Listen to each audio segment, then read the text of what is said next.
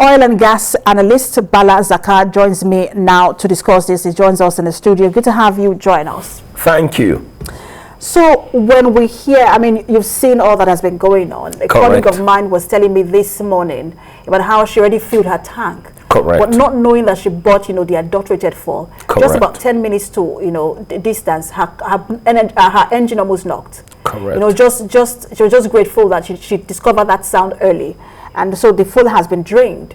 I mean, this is the story of a lot of people. Some people are not lucky enough, engines have been knocked. So when you hear the NNPC saying, or the NMDPRA saying, look, our quality control agencies have now swung into action, after something like this has happened. What do you make of it? And also, what is the actual process, when supplying fuel to the country? Well, the summary is this, that regulatory authority was not fair to Nigerians. I mean, let's be honest to ourselves, because we are talking as families here now. They were not fair to Nigerians. The reason why I'm saying this is because the preventive control mechanisms failed, the detective control mechanisms failed, and even the corrective control mechanism failed. Your friend's car or your friend's situation fell under or falls under corrective control mechanisms. And this is the simple explanation.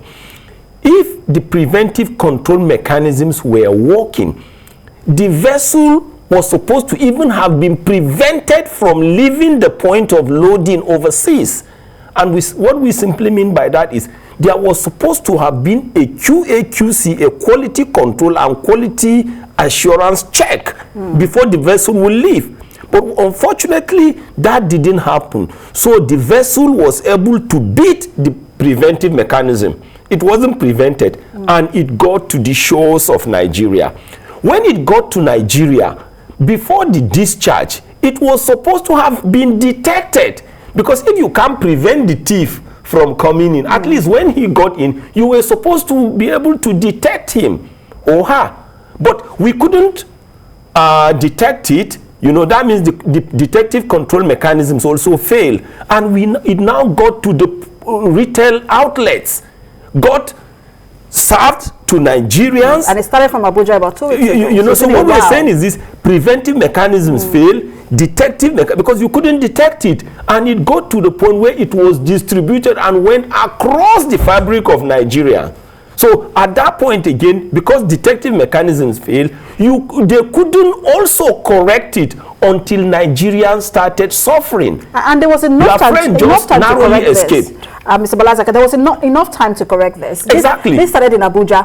So when it started in Abuja, someone should have noticed and prevent it from going to other states and ensuring that don't sell in other states. This is the problem we're having. Correct. But it does also seem like the NMDPRA is exonerating itself by saying, look, we've identified the supplier and other actions will be taken. Shouldn't there also be punitive measures within that organization? When you're talking about control mechanisms, you are talking about safeguards. You were supposed to have prevented, put the safeguards of control before even the supplier left the point of collection. You couldn't put your safeguard. It got here. You couldn't detect. It got distributed. You couldn't even remediate the problem because so many cars had issues. Your friend's car narrowly escaped.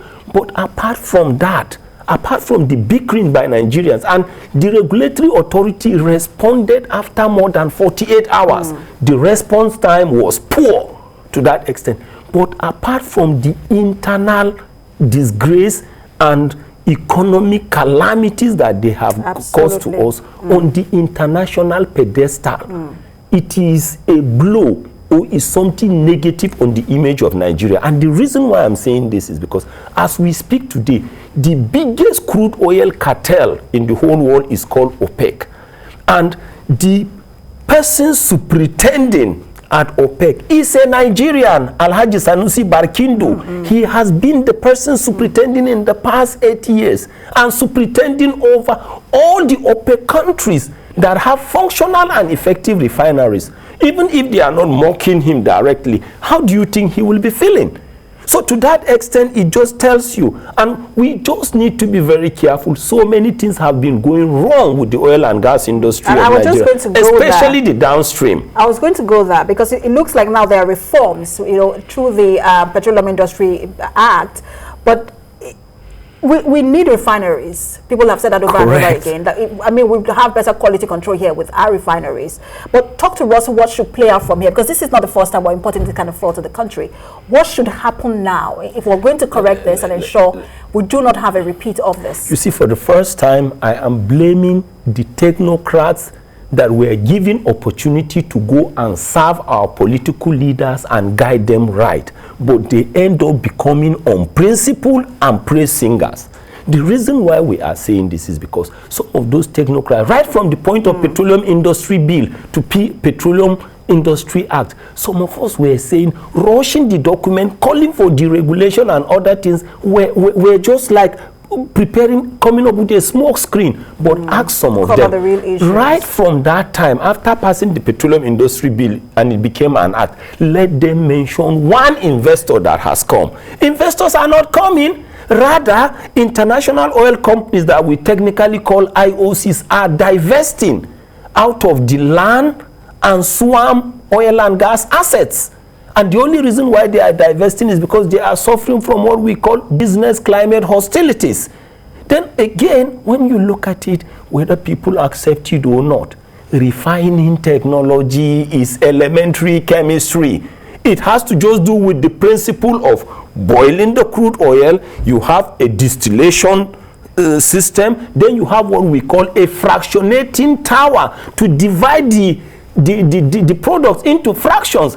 At a given temperature, cooking gas, LPG, will go its way, petrol its way. This is as elementary as that. And ask anybody whether that person is a process engineer, a petroleum engineer, or a chemical engineer to confirm if it is not as elementary as that. No, heart surgery is more complicated than that. Kidney transplant is 10 times more complicated than refining technology. I wish that we really have enough time to talk about this, but our time is up. Thank you so much for your insight today. It's been amazing talking to you.